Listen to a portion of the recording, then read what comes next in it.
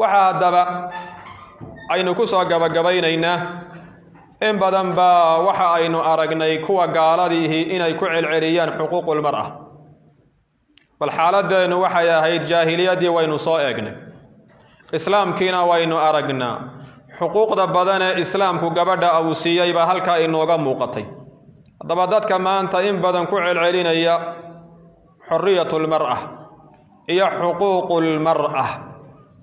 waxay u socdaan maxay tahay maqsadkeedu muxuu yahay maqsadka ay u socdaan iyagu danbay leeyihiin gabadha muslimadda ee islaamku xuquuqda uu siiyay oo dhowray ayaa waxa la rabaa in la fasahaadiyo iyada marka la fasahaadiyana fasaadka gabadha la fasahaadinayo waxa ku xidhan bulshada kale fasaadkeeda ku xidhan waxa lagu andacoonayaa oo la leeyahay gabadhi xaq baa ka maqan oo xaqa ka maqan waxa ay tahay waa inay kuraasta iyo waxa weeye mas'uuliyaadka ay qabato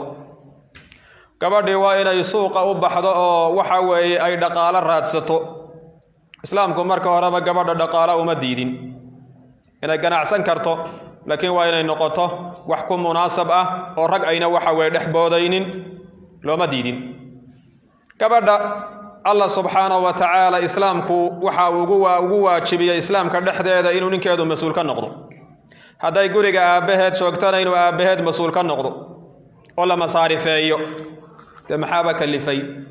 qof la yiri ha lagu shaqeeyo oo fadhiga ha lagu siiyo rafaadka adduunyada waaba iyada waxa weeye waaba laga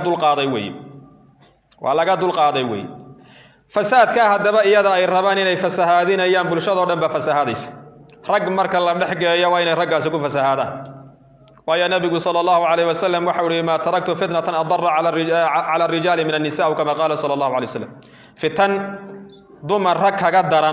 وحوي ما أرك بالنبي صلى الله عليه وسلم كمان تجين كان مرك لجو فسهادية وحفسهادة يا جبر الدبد مرك الله صار أبد كذي هدوجو ننكي نوا كحجة bulshadii halkaas ay ku baabaaday sida aawadeed ba waxay yiraahdeen bulsho hadii la rabo in la baabi'iyo gabadha waa in dibadda loo saaraabay wal waxaad u fiirsataan hooyada gurigeeda joogta iyo hooyada guriga ka maqan suuqa u baxda ubadkeeda bal eega hooyadu haday gurigeeda ka maqantay gurigaasi waa guri baaba'ay weey reerkaasi waa reer baaba'ay weey ubadkaasi waa ubad baaba'ay weey laakiin hooyadu ubadkeeda hadii ay dhex fadhido